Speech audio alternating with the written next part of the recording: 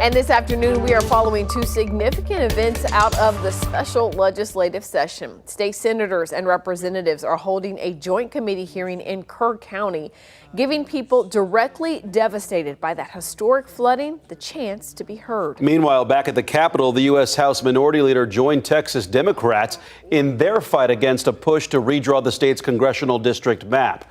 Our crews are out in the field this afternoon bringing you team coverage for all of this.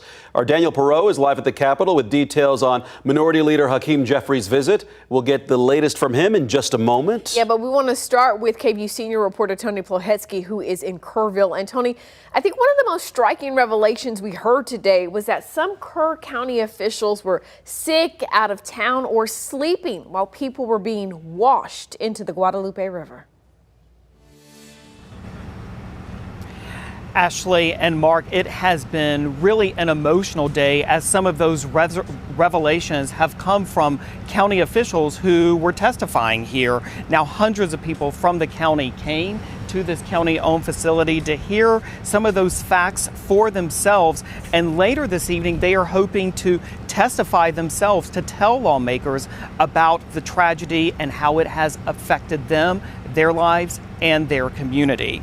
Now, in opening statements, officials from Kerr County, including the county judge, the sheriff, emergency management coordinator, they all openly acknowledged that they were caught completely off guard by the flooding. In fact, the sheriff said he went to bed at his lake house on the night of July 3rd, thankful that that the area would be getting much needed rain. The county judge also acknowledged that he was woken up the next morning to phone calls and text messages from state officials, including the Texas Office of Emergency Management Chief Nim Kidd, after camps, including Camp Mystic, had already been inundated with floodwaters. Now, some lawmakers seized on those revelations, wondering what kind of policies and structures counties can put in place to make sure someone is in charge during an emergency.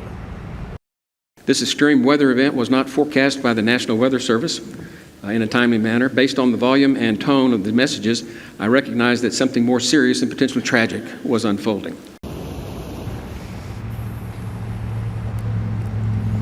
There was testimony from local officials as well, both from the Kerr County and Kendall County, as well as the city of Kerrville, and they asked that the state do more to enhance warning systems in this area and in areas along the Guadalupe River. So it's important to note that lawmakers said at the beginning of today's hearing that this is not designed to necessarily place blame or to point fingers, but rather they say they want to take this information during the special session to draft new legislation to prevent or mitigate the kind of tragedies like the one that happened in this community on the morning of July 4th.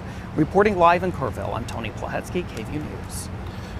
Tony, thank you. So important to get an accurate description of what was and what wasn't during that time. Meantime, Travis County plans to open a multi-agency recovery center tomorrow and Saturday to provide aid for anyone still recovering from the flooding.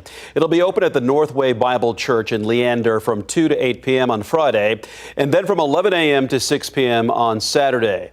There, people can get food, cleaning supplies and clothing, as well as help with debris removal, financial services, and housing.